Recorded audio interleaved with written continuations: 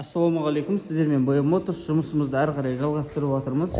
Соңғы уақытта осы Lexus ES300 2.5 гибрид осы машиналарға Қазақстанда қатты сұраныс болып жатыр.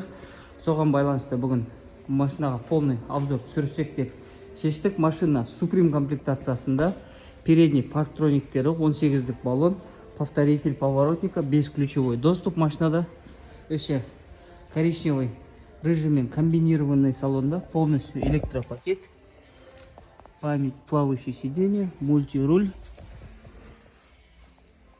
В комплекте екі кілті бар, джойстикпен управлениесі, подогрев, обдув машинада барлығы бар. Бұның только артқы сиденьелер плавающий емес, простой болып келеді. LS 500-лармен салыстырғанда. Бағасы машинаның 13 миллион 200 мың теңге шығып тұр. До Алматы, без учета растаможки.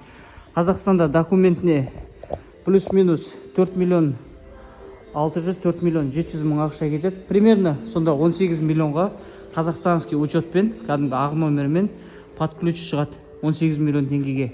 Егер сіздер осындай Lexusқа қызығып алғыларыңыз келіп жүрсе, біздің көрсетілген номерлерге хабарласып, толығымен консультация ақпарат алып, екі ортада договор жасап, тапсырыс беріп алдырсаңыздар болады.